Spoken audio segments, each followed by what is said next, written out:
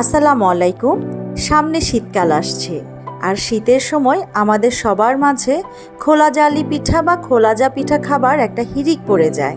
তাই আজ আমি আপনাদের জন্য নিয়ে এসেছি শহরের বাসাবাড়িতে গ্যাসের চুলায় কিভাবে মাটির খোলাতে সহজভাবে খোলাজা পিঠা বানানো যায় তার রেসিপি নিয়ে। তবে দেরি না করে চলুন শুরু করা যাক। এই পিঠা বানাতে খুব বেশি উপকরণের দরকার হয় না। শুকনো চালের গুঁড়ি এর প্রধান উপকরণ, তবে চালের গুঁড়িটা যেন শুকনো থাকে সেদিকে বিশেষভাবে লক্ষ্য রাখতে হবে। তারপর এখানে আছে পরিমাণ মতো লবণ, এই জগে রাখা আছে ঠান্ডা পানি। এই পিঠা বানাতে অবশ্যই আমাদেরকে ফুটানো গরম পানি ব্যবহার করতে হবে, তাই আমি আগে থেকেই ফুটানো গরম পানি এই হট ওয়াটার বোতলে ঢেলে রেখেছি। এখন লাগবে ডিম। আজকে আমি আপনাদের সাথে আমার রেসিপির একটি গোপন ব্যাপার শেয়ার করছি, আর তা হলো আমি যখনই খোলাজা পিঠা বাসায় বানাই আমি কখনোই মুরগির ডিম ব্যবহার করি না। আমি সব সময় হাঁসের ডিম ব্যবহার করি, আর হাঁসের ডিম ব্যবহার করলে আমার কাছে মনে হয় এতে পিঠার স্বাদ বেড়ে যায় এবং পিঠা বানাতে অনেক সহজ হয়।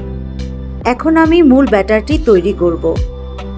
এই ব্যাটারটি তৈরি করতে আমি আমার প্রয়োজন মতো চালের গুঁড়ি নিয়ে নিয়েছি। এখানে 4 জনের পরিমাণে নেওয়া আছে। এখন আমি এতে দিয়ে দিব স্বাদ মতো লবণ। লবণটা মেশানোর সময় আপনারা দেখে শুনেই দিবেন, কেউ হয়তো লবণ বেশি খায় আবার কেউ হয়তো কম খায়।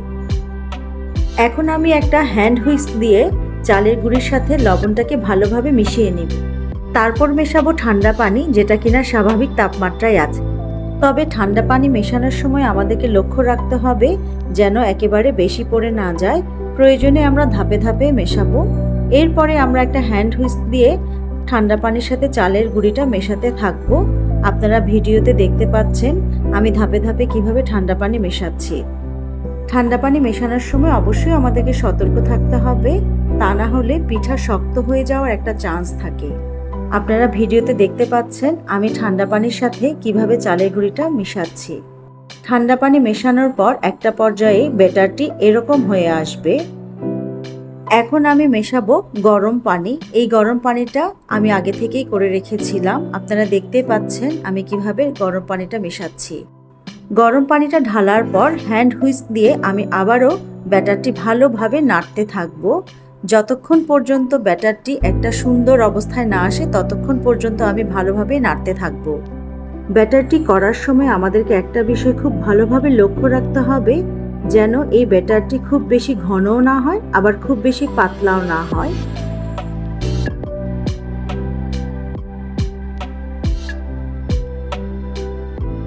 গরম পানি দেওয়ার পর আমি আবারও ভালো করে ব্যাটারটি নাড়তে থাকবো। নাড়তে নাড়তে ব্যাটারটি ঠিক এই অবস্থায় চলে আসবে। আপনারা দেখতেই পাচ্ছেন এখন কোন অবস্থায় এসেছে। এই ক্ষেত্রে একটা কথা না বললেই নয়, ব্যাটার যদি খুব বেশি ঘন বা পাতলা হয় সেক্ষেত্রে আসল খোলা জালি পিঠার স্বাদ পাওয়া যাবে না। আপনারা যদি পারফেক্ট খোলা জালি পিঠার স্বাদ পেতে চান তবে আপনাদেরকে প্রত্যেকটা উপকরণ বুঝে শুনেই মেশাতে হবে। আপনারা দেখতে পাচ্ছেন আমার ব্যাটারটি রেডি হয়ে গিয়েছে। এখন আমি এতে মেশাবো ডিম। আমার এই ব্যাটারে আমি আজকে 2টো ডিম ব্যবহার করব, তবে আপনারা যখন বানাবেন আপনারা ব্যাটার অনুযায়ী আরো বেশি দিতে পারেন।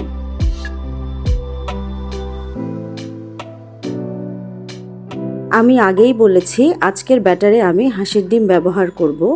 আর একটা বিষয় আসলে আমরা সবাই জানি, হাঁসের ডিম বাজার থেকে আনার পরেও অনেক সময় নষ্ট পড়ে। সেক্ষেত্রে আমি ডিমগুলোকে আলাদা আলাদা ভেঙে তারপর মেশাবো। আপনারা দেখতে পাচ্ছেন আমি 2টো ডিমই আলাদা করে ভেঙে তারপর মিশিয়েছি।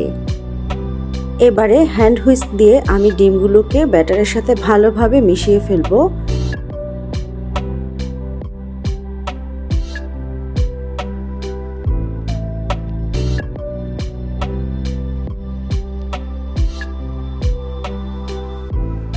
আমার ব্যাটার সম্পূর্ণ রেডি। এখন আমি আপনাদেরকে মাটির খোলা সম্পর্কে একটু ধারণা দেওয়ার চেষ্টা করব। আপনারা স্ক্রিনে যে খোলাটি দেখতে পাচ্ছেন এটা আমি কিনেছিলাম আমার গ্রামের বাড়ি থেকে, তবে আজকাল আমাদের আশপাশে ভ্যানে কিন্তু এ ধরনের খোলা কিনতে পাওয়া যায়। এরই মাঝে আমি মিডিয়াম আঁচে খোলাটি চুলায় বসিয়ে দিয়েছি। তবে পিঠা বানানোর পূর্ব শর্ত হলো আপনার খোলাটা ভালোভাবে গরম করে নিতে হবে। খোলা যদি গরম না হয় সেক্ষেত্রে ভালো পিঠা হবে না। আমার মাটির খোলাটি গরম হয়ে গিয়েছে। তবে নতুন খোলায় যখন আমরা প্রথম পিঠা বানাবো তখন কিন্তু প্রথম 2-1টি পিঠা সুন্দর হয় না, তাই আমি আমার ভিডিওতে সেগুলো আর দেখাইনি। এখন আমি আপনাদেরকে দেখিয়ে দিচ্ছি কিভাবে মাটির খোলায় পিঠা বানাতে হবে। গরম খোলায় 1 চামচ ব্যাটার দিয়ে 2টি কাপড় দিয়ে ধরে সুন্দর করে ঘুরিয়ে ঘুরিয়ে দিতে হবে। আপনারা স্ক্রিনে দেখতে পাচ্ছেন আমি কিভাবে ঘুরিয়ে ঘুরিয়ে দিয়েছি। এরপরে ঢাকনা দিয়ে ফেলতে হবে। একটা পিঠা হতে আপনার সর্বোচ্চ 30 সেকেন্ড লাগবে। আপনারা দেখতেই পাচ্ছেন আমার পিঠাটি হয়ে গিয়েছে, খুব সুন্দরভাবে উঠে এসেছে। আপনারা যদি কেউ মচমচে পিঠা খেতে চান তবে 1 মিনিটও রাখতে পারেন। আর ব্যাস, এভাবেই তৈরি হয়ে গেল আমার খোলা জালি পিঠা। এখন আমি আপনাদেরকে দেখিয়ে দিচ্ছি কতটা সফট হয়েছে আমার পিঠা আর কতটা সুন্দর হয়েছে। আমার দেখানো প্রসেস অনুযায়ী আপনারা বাসায় খোলা পিঠা বানিয়ে দেখতে পারেন। এই ভিডিও যদি আপনাদের এতটুকু উপকারে আসে তবে অবশ্যই আমাকে কমেন্ট সেকশনে জানাবেন। আর হ্যাঁ, আমার চ্যানেলটি সাবস্ক্রাইব করতে ভুলবেন না।